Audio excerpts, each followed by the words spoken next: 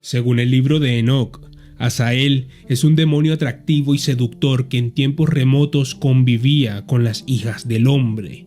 En sus orígenes fue uno de los líderes de los ángeles que se rebelaron contra Dios.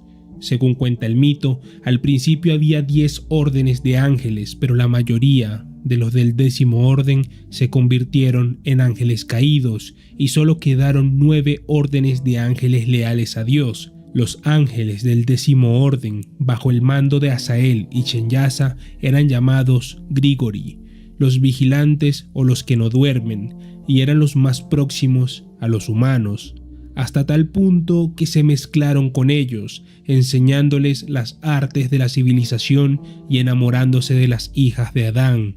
Los vigilantes se unieron a las mujeres mortales, llevando el pecado a la tierra y engendrando una raza bastarda de gigantes conocida como los Nefilim.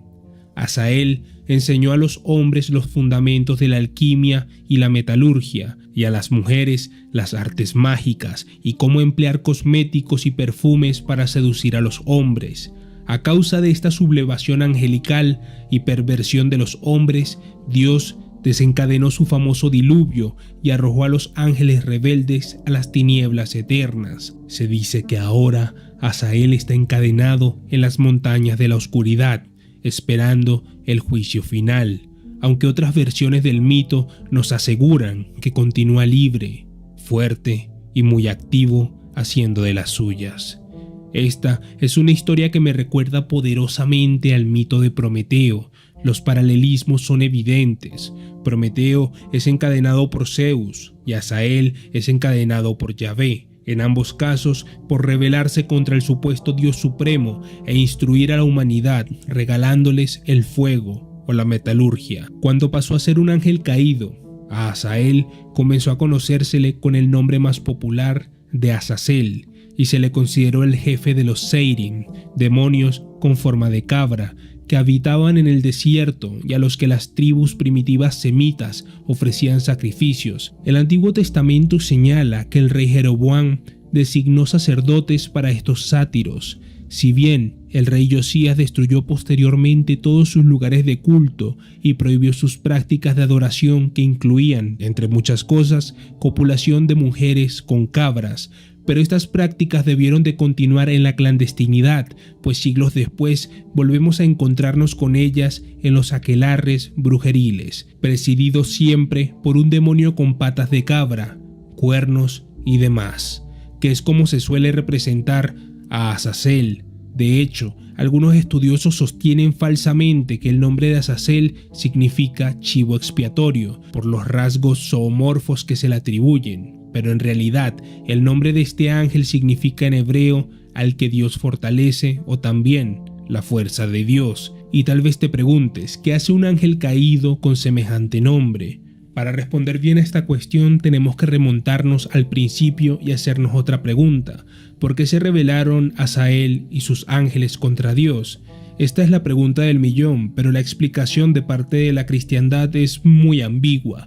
En cambio, los herejes por excelencia, los gnósticos, nos dan la clave de este enigma antediluviano en alguno de sus textos. En mi opinión, su versión es mucho más convincente. Según los gnósticos, al principio de los tiempos, Dios se fecundó a sí mismo, dividiéndose y dando a luz a su parte femenina, la diosa Sofía.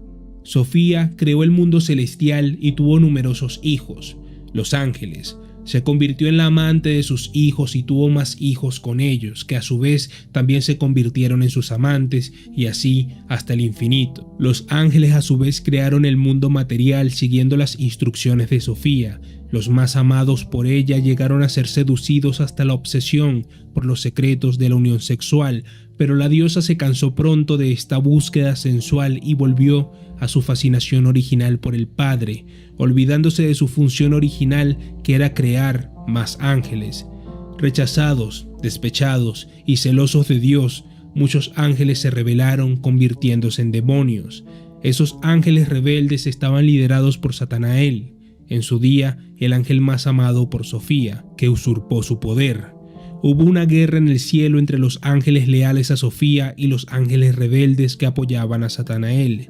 Ganaron los rebeldes que convirtieron a Satanael en el nuevo dios.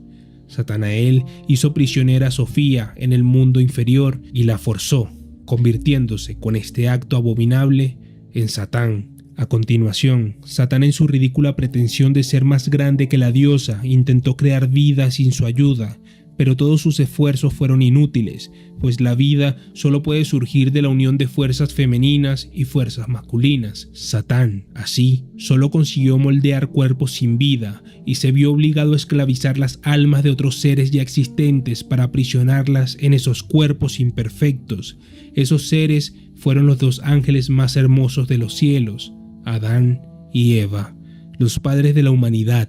Por tanto, nosotros, sus descendientes, somos todos ángeles caídos.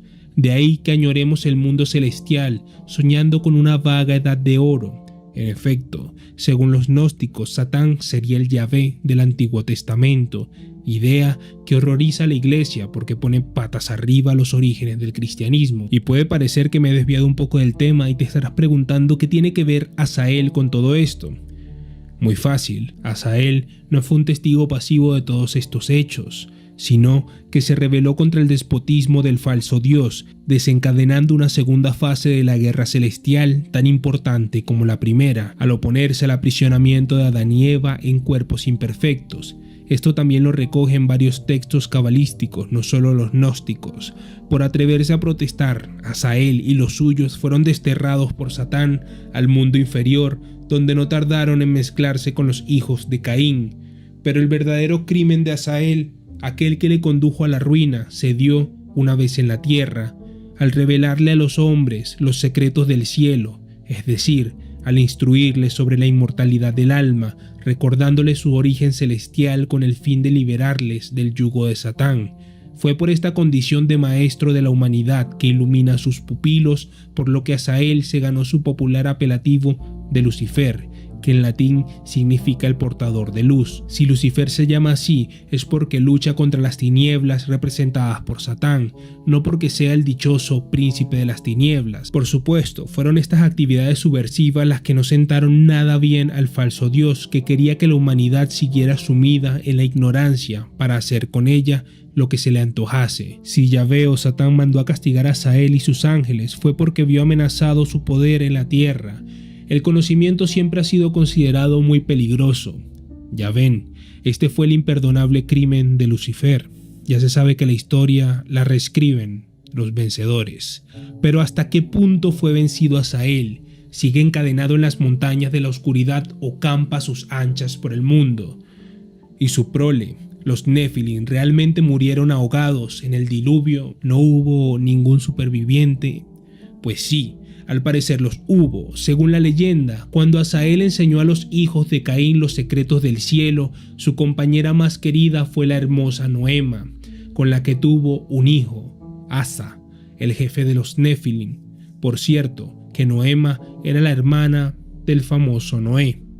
Y desde luego, no hubo sitio para ella en el arca, pero curiosamente sobrevivió al diluvio, convirtiéndose en el ángel de la prostitución, apelativo cariñoso que le dieron los inquisidores de épocas posteriores. Asa, por su parte, también tuvo sus encontronazos con Yahvé, pues también sobrevivió al diluvio, conoció al rey Salomón y le reveló los arcanos celestiales, convirtiéndose en el hombre más sabio de la tierra y ayudándole a levantar su famoso templo con la ayuda de sus demonios. Curiosamente, ciertos textos cabalistas también relacionan a Salomón con Noema y Lilith, a las que había recibido en su corte disfrazadas de rameras. Por supuesto, Asa no fue menos que su padre y también tuvo descendencia. El ruso Boris Akunin nos habla de su novela Azazel, de una sociedad secreta que venera al ángel caído e intenta derribar el orden mundial para instaurar en su lugar una especie de anarquía. En sus páginas, la líder de la sociedad, una venerable anciana que acoge a niños huérfanos para instruirles, se defiende de sus crímenes con este discurso: Azazel no es Satanás, sino el símbolo del gran salvador y civilizador de la humanidad. Dios creó el mundo y a los hombres, y luego los abandonó a su suerte, pero los hombres eran tan ciegos y débiles que convirtieron este mundo divino en un infierno. Azazel enseñó al hombre el sentimiento de la propia estima. Está escrito en el libro de Enoc. Y con amor penetró en el alma de los hombres y les descubrió los secretos que solo conocían en los cielos. Fue él quien regaló el espejo a los hombres, o sea, la posibilidad de la memoria y de la comprensión del pasado. Gracias a Azazel, el hombre aprendió todos los oficios y a defender su hogar. Gracias a Azazel, la mujer que hasta entonces solo había sido una hembra, sumisa y fértil, se convirtió en una criatura con idénticos derechos y con una capacidad de elegir libremente ser hermosa o fea, madre o amazona, dedicar su vida a su familia o a toda la humanidad. Dios se había limitado a repartir las cartas a los hombres. Azazel nos enseñó a jugarlas para conseguir la victoria.